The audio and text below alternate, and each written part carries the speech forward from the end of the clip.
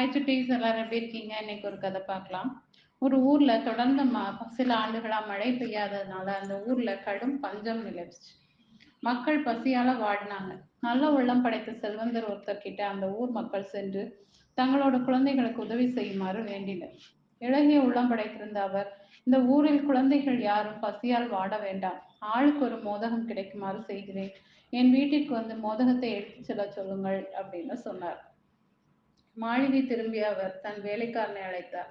இந்த ஊரில் உள்ள குழந்தைகளின் எண்ணிக்கையை கணக்கெடுத்துக் கொள். ஆளுக்கு ஒரு மோதகம் கிடைக்க வேண்டும். நாளையிலிருந்து மோதகங்களை கூடையில் சரியான எண்ணிக்கையில் வைத்துக்கொண்டு வீட்டிற்கு வெளியே இருக்க வேண்டும் அப்படின்னு சொன்னார்.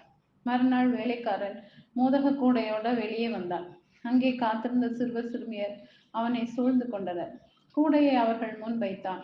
பெரிய மோதகத்தை எடுப்பதில் ஒவ்வொருவரும் போட்டி போட்டனர்.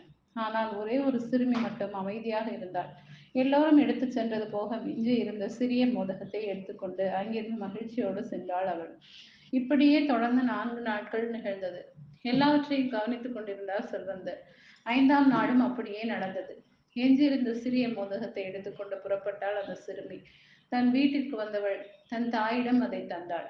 அந்த மோதகத்தை பீத்தாள் தாய். அதற்குள் இருந்து ஒரு தங்க காசு கீழே விழுந்தது. அந்த தங்க காசை எடுத்துக்கொண்டு செல்வந்தரின் வீட்டிற்கு வந்தாள் சிறுமி.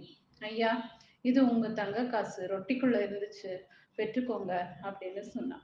மகளே, உன் பெயர் என்ன அப்படின்னு கேட்டாரு அந்த செல்வந்தர். சிறுமி தன் பெயர் கிறிஸ்தாம்பாள் அப்படின்னு சொன்னிச்சு. மகளே, உன் பொறுமைக்கும் நற்பண்பிற்கும் நான் அளித்த பரிசே இந்த தங்க காசு. மகிழ்ச்சியுடன் இதை எடுத்துக்கொண்டு வீட்டிற்கு போ அப்படின்னு சொன்னார். துள்ளி குதித்தபடி ஓடி வந்த அவள் நடந்ததை தன் தாயிட்ட சொன்னாள். இதுல இருந்து என்ன தெரியுது? பொறுமை, நேர்மை ரெண்டும் இருந்தால் எதுலையும் நிச்சயமா வெற்றி பெறலாம். ஓகே சுட்டீஸ், இந்த கதை பிடிச்சிருந்தா லைக் பண்ணுங்க, சப்ஸ்கிரைப் பண்ணுங்க, ஃப்ரெண்ட்ஸ் அண்ட் ஃபேமிலிக்கு ஷேர் பண்ணுங்க. கூடவே அந்த பெல் ஐக்கானையும் கிளிக் பண்ண மறக்காதீங்க. பாய்.